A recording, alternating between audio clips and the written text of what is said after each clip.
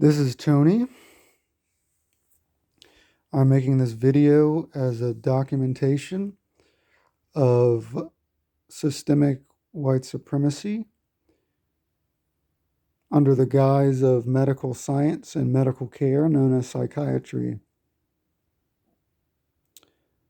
I want to talk about the fact that psychiatry is a white supremacist system that has co-opted every last single functional, or rather enslaved, allowed human being on the planet. If you have a psychiatric diagnosis, you're under careful scrutiny, under careful watch for being devalued and exiled from society entirely. You're basically scheduled, you're targeted for liquidation, for genocidal murder.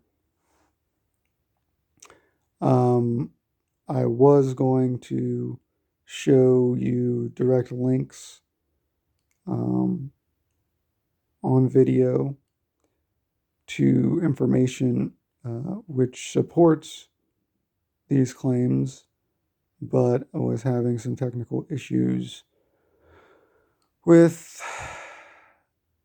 pop-ups on my from social media, different notifications while I was trying to record live.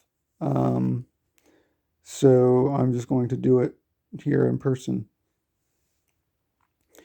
Anyways, to continue, psychiatry claims to be medical, claims to be scientific, but it's really just a denigration of indigenous non-white cultures and indigenous non-white people, their cultures, their beliefs, their practices, ultimately their worldviews. It is a direct attack on them, on their systems of value, religious practices, and worldviews. It is white supremacy which says that they are entitled through medicine and science to be the authorities over the indigenous population and all populations, non-human populations, animal populations. The environment itself is to be owned and stewarded by the white race alone.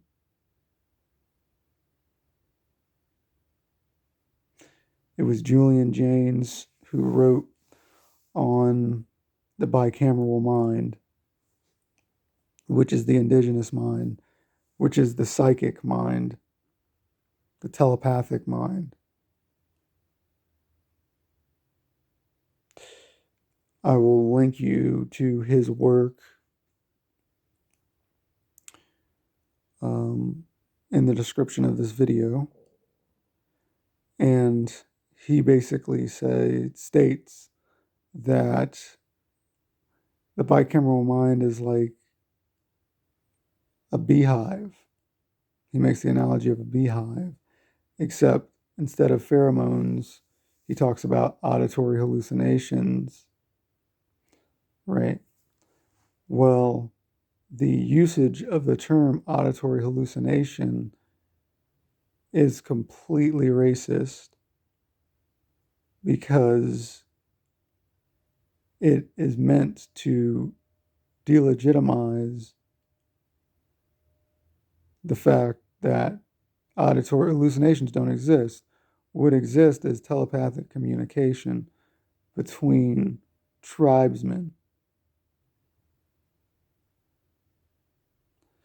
It is purposely meant to dismantle and demotivate indigenous people, first by removing their language and attacking that.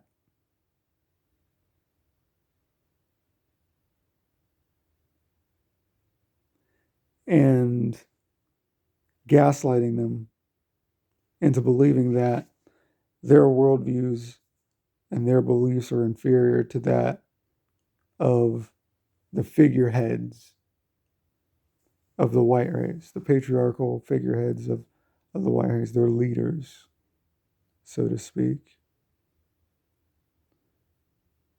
Julian Jaynes talks about how the Anthropocene age began with colonization and mass slavery by Europeans of indigenous peoples 3,000 odd years ago, with the end of the Holocene era and the invention of agriculture and industrialization.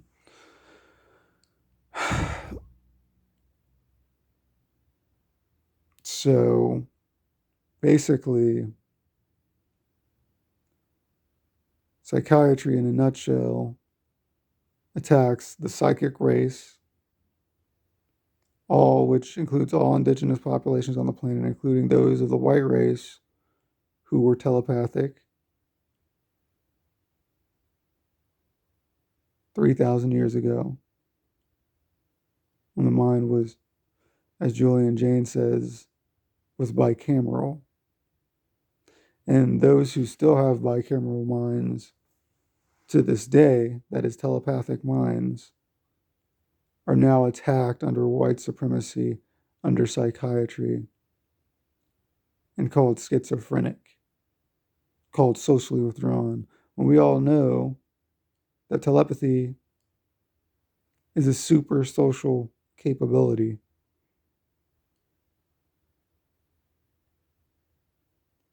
Super social. The DSM is a book of slander and libel, defamation against all indigenous cultures. That's all it is. It's the Bible of institutional racism.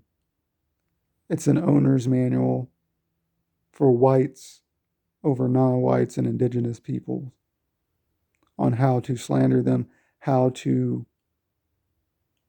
infuriate them,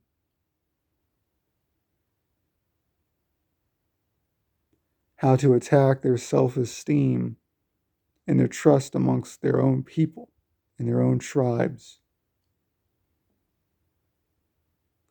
The Maori, the Vietnamese.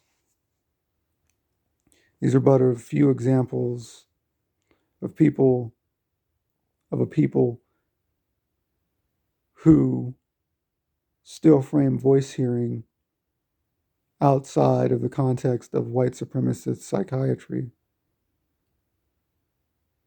Maori, Maori.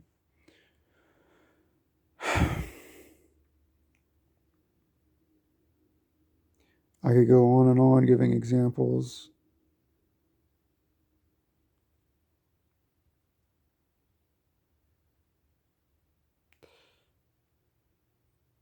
But I have to stop here because I'm getting a call. I will continue this later.